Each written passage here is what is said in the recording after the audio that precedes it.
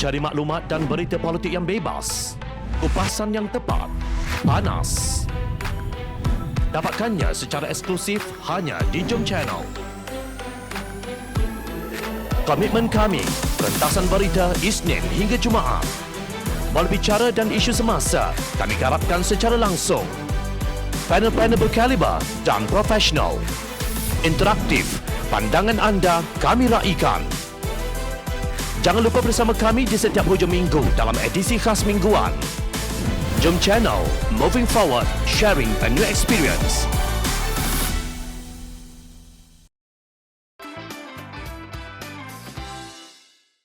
Sejauh mana kebebasan badan kehakiman di Malaysia?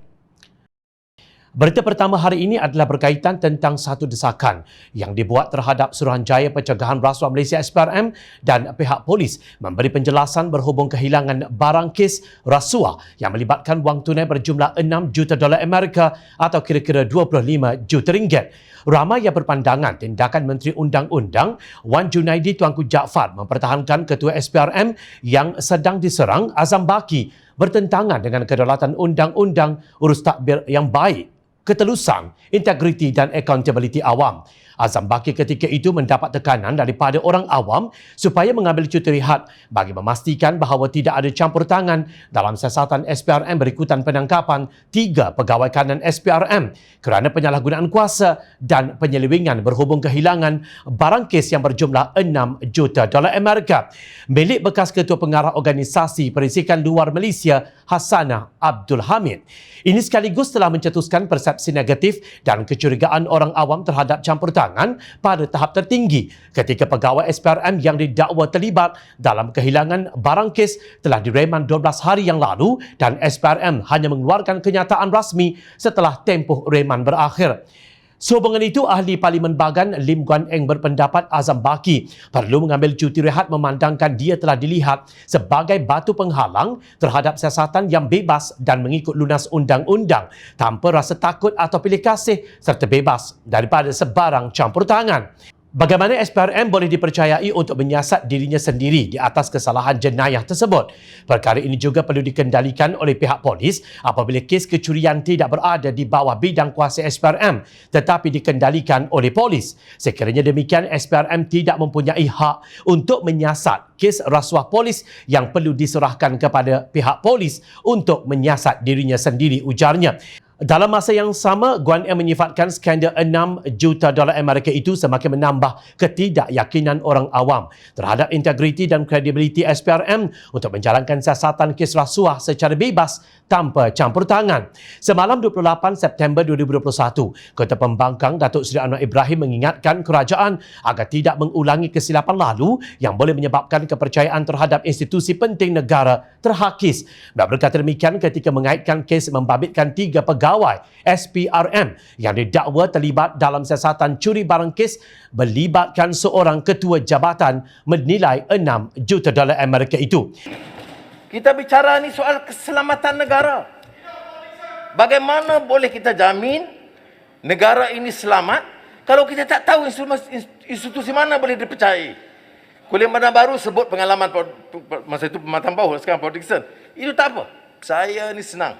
Sudahlah. Maafkan dan move on. Ya. Tapi janganlah sekarang berlaku lagi. Katanya ketika membahaskan RMK12 di Dewan Rakyat, peristiwa Anwar yang dipecat sebagai Timbalan Perdana Menteri dan Menteri Keuangan sebelum dipenjarakan dalam tragedi 1968 dikatakan menyebabkan kepercayaan terhadap institusi kehakiman negara terhakis, khususnya dalam kalangan penyokongnya dan penggerak reformasi. Selepas 20 tahun, Anwar bebas daripada episod keluar masuk penjara dan kembali ke pentas politik pada tahun 2018 setelah mendapat pengampunan penuh yang diperkenankan yang di-Pertuan Agong Sultan Muhammad Kelima ketika itu. Mengulas lanjut, Ahli Parlimen Port Dickson itu berkata, kes membabitkan salah laku pegawai SPRM itu perlu dikendalikan dengan lebih bebas demi memastikan penguatkuasaan dan pendakwaan lebih telus. Kalau kita ambil tindakan sambil lewat dan tanpa apa-apa kenyataan daripada Ketua Pesuruhjaya SPRM, bagi saya ia tidak boleh diterima. Patut ada penjelasan, tindakan luar daripada SPRM. Kalau ini yang berlaku kepada SPRM, apa yang hendak diharapkan kepada isu-isu besar lain? Oleh demikian, tanpa prasangka kepada sesiapa, pendakwaan harus bebas, katanya. Sebelum ini, Sinar Harian 16 September 2021, Pengerusi Pakatan Harapan itu menjelaskan amalan membanteras rasuah merupakan salah satu tonggak daripada pendirian parti tersebut dan juga Pakatan Harapan PH malah perkara itu tidak boleh dikompromi. Barang diingat, walaupun memorandum persefahaman MOU, transformasi dan kestabilan politik yang ditandatangani Kerajaan Persekutuan dan PH baru-baru ini tidak mengandungi pelan anti rasuah, namun ia tidak bermakna parti pembangkang akan berhenti memperjuangkannya. Tegas beliau, memorandum tersebut mempunyai klausa khusus yang menekankan terhadap prinsip urus takbir yang baik dan juga kebebasan badan kehakiman. Jom kita teliti secara bersama. Memorandum persefahaman yang ditekankan adalah tata kelola yang baik, good governance. Itu tidak mungkin berlaku kalau rasuah terus berleluasa. Seterusnya, kebebasan badan kehakiman yang ditekankan dalam salah satu peruntukan memorandum itu.